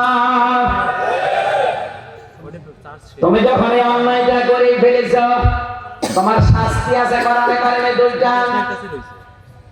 والذين يرمون المحصنات ثم لم يأتوا بأربعة شهداء فاجلدوهم 80 ولا تقبلوا لهم شهادة أبدا إلى آخر آيات। সূরা নূরের 4 নম্বর আয়াতটা তিনি তেলাওয়াত করলেন। উপস্থিত স্বামী 2 জন আছে, ওর স্বামী আর মৃত মহিলার স্বামী, 2 জনকে বললেন আমি প্রধান বিচারপতি এই দেশের, কোরআনে কারীম দিয়ে রায় দিয়ে দিলাম, এই মহিলা যদি নিরপরাধ কোন নেককার মহিলার উপরে জেনার তহমত, ধর্ষণের তহমত ব্যভিচারের তহমত লাগায়। আর যদি 4 জন সাক্ষী জোগাড় করতে না পারে তাহলে তার প্রথম শাস্তি 80টা বেত মারা। 2 নাম্বার, কোনোদিন তার সাক্ষী আর কবুল হবে না, আদালতে গ্রহণ করা হবে না। ওর যেহেতু সাক্ষী নেই তাহলে 80টা বেত মারা লাগবে এখন। আর জীবনে বেঁচে থাকতে ওর সাক্ষী আর আদালতে গ্রহণ হবে না। এই আইনটা যদি আজ বাংলাদেশের সংসদে 53 বছর আগে কায়েম থাকতো,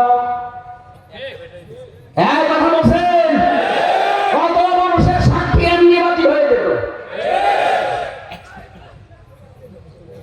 আমার মামলা চার্জশিট দিয়েছে, বিচার শুরু হবে। বলেন তো এই মামলায় কিছুই আমি জানি না, আনসার আর কি যেন নাম দিয়েছে, জীবনে ছাতা নামও শুনি নাই। এখন এই মামলায় যারা সাক্ষী দেবে, মামলার আইনজীবী আছেন, অবশ্যই সাক্ষী তো আছে, নাই তো রিপোর্ট দিল কি করি। এই সাক্ষী যারা দেবে, কোরআন আমার সামনে, আল্লাহর কসমে মামলায় যারা সাক্ষী দেবে বলেন একটা কথা সত্য বলতে পারবে না, সব বানিয়ে মিথ্যা কথা বলা লাগবে। যারা কোনো নিরপরাধ মানুষের উপরে কোনো দোষ চাপিয়ে ওটা যদি সত্যি সত্যি না হয়, প্রমাণ না হয়, তাহলে 2টা শাস্তি কোরআন তাদের দিয়েছে। 80টা বেত মারা লাগবে। 2 নম্বরে, জীবনে আদালতে তার কোনো সাক্ষী মরণ পর্যন্ত কবুল হবে না, গ্রহণ হবে না। জাল্লাদকে ডাক দিয়ে বলে শুরু করে, 80টা বেত মারা শুরু হয়ে গেছে, 80টা পার হয়ে গেছে, কিন্তু হাত খোলে না। জাল্লাদ ডাক দিয়ে বলে, ইমাম কোরআন দিয়ে ধরাই দিলেন কিন্তু হাত তো খোলে না। ইমাম মালিক বললেন, না, ওয়া তাম্মাত কালিমাতু রাব্বিকা সিদকাও ওয়া আদলা লা মুবাদদিলা লিকালিমাতি। কোরআনে কারিমে আল্লাহ বললেন, আমার কালামে যা কথা আছে সব সত্য কথা, সব ইনসাফপূর্ণ কথা, আর কোনদিন আমার কালামের কথা পরিবর্তন হবে না।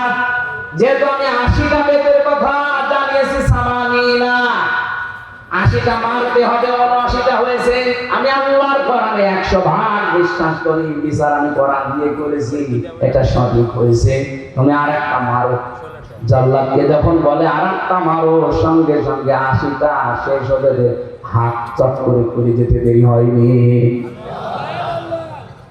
আমি শুধু সুবহানাল্লাহ নাউজুবিল্লাহ পড়ার জন্য বলি নাই। এখানে শিক্ষা কি, নিরপরাধ কোন মানুষের উপরে সে বিষয় সে জানে না, এরকম একটা তহমত যদি কেউ লাগিয়ে দেয়, ওটা যেন প্রকাশ্য পাপের বোঝা বহন করে নিয়ে বেড়ায়, এটা কিন্তু ওই মহিলাকে আল্লাহ দেখিয়েছেন। আমার মনে হয় এটা যদি আজ বাংলাদেশে আল্লাহ দেখাতো, কত মানুষ এমনিতে ওয়াজের আগে ভালো হয়ে যেত। এখানে জাহান্নামে হতমারে দরজা উন্মুক্ত তাদের জন্য যারা সামনে পেছনে মানুষের গীবত করে, আন্দাজে দোষ চাপিয়ে দেয়, এর কথা ওর কাছে লাগায়, তালাতালি করে সম্পর্ক নষ্ট করে দেয়। এই এতটুকু অপরাধের কারণে ভয়ঙ্কর দরজা দিয়ে আপনি যাবেন, আপনি কোনদিন কল্পনা করেছেন? এখানে হাজার হাজার মানুষ, আমার মনে হয় অনেক মানুষ এমন পাওয়া যাবে দুনিয়ার কোনো বিষয় নিয়ে কথাবার্তা বন্ধ করে আজ 3 দিন 7 দিন 10 দিন 3 বছর কথা বলে না। কি অপরাধ করেছে? মুরগিতে ধান খেয়েছে, অপরাধ না, যারা 3 দিনের বেশি পার হয়ে গেছে কথাবার্তা বলেন না। যদি আজকের এই ময়দান থেকে এটা মিটিয়ে যেতে না পারেন, আর এই অবস্থায় যদি মরে যান, আপনি বেঈমান হয়ে মরবেন। এক্ষুনি মেটানো লাগবে। শুধু ওয়াজ শুনতে আসা না, এখান থেকে ওয়াজ বাড়ি নিয়ে যাওয়া লাগবে। কথাবার্তা বন্ধ করে দিয়েছেন 3 দিনের অধিক, এরকম কেউ থাকলে হাত তোলেন তো। কি কথা বন্ধ করেছেন কোনটা? না, আখিরাতের কোন বিষয় আল্লাহর সাথে রিলেটেড, ইসলামের সাথে, ওইটা হলে আলাদা। দুনিয়ার কোন বিষয়ের সাথে সম্পর্কিত কোন বিষয় নিয়ে যদি কথাবার্তা কেউ বন্ধ করে অবস্থায় মারা যান, আপনি কিন্তু 3 দিন পার হয়ে গেলে যদি মিটিয়ে ফেলতে না পারেন, আল্লাহর কসম আপনি বেঈমান হয়ে মরবেন, ঈমান পাবেন না। আপনার নামাজ, রোজা, দাড়ি, টুপি, পাগড়ি সব মাঠে মারবে। আর এটা বেশিরভাগ হয় এই তালাতালি করার কারণে। সুতরাং এই গুনাহ থেকে আমরা যেন আজকে মুক্ত হয়ে যেতে পারি। যারা এগুলো বন্ধ করে আছেন, যদি নিজের থেকে উদ্যোগ নিয়ে কথা আরম্ভ করতে পারেন, আল্লাহর আরশ আপনার উপরে খুশি হয়ে যাবে। এই আমলটা জানি করা যায় না, অন্তত যে 2 জন হাত তুললো এরা তো পারে নাকি?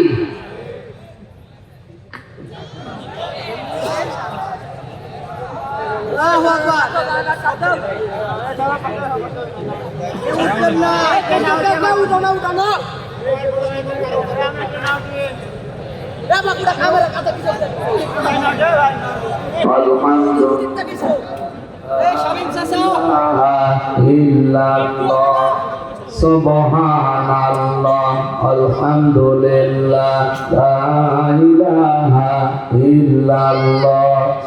Subhanallah, alhamdulillah. Lain na kan?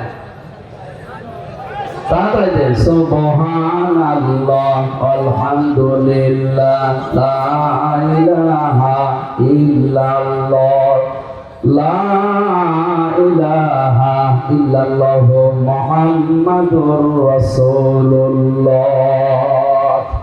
সম্মানিত ভাইরা, গরমে যে অবস্থা, আপনারা বসে আছেন, ধন্যবাদ আপনাদেরকে। এখন প্রায় রাত 12টা বেজে যাচ্ছে, তাহাজ্জুদের সময় হয়ে যাচ্ছে। আর 7টা যে বিষয় ছিল এর ভেতরে একটা বলতে গেলে ফসল হয়ে যাবে। আমরা যতটুকু শুনেছি, এই গোনা থেকে অন্তত আমরা যেন আজকে নিজেকে মুক্ত রাখতে পারি। 2 নম্বর অপরাধ হচ্ছে আয়াতের পরে আল্লাযী জামা মালা ওয়া আদ্দাদা, যারা মাল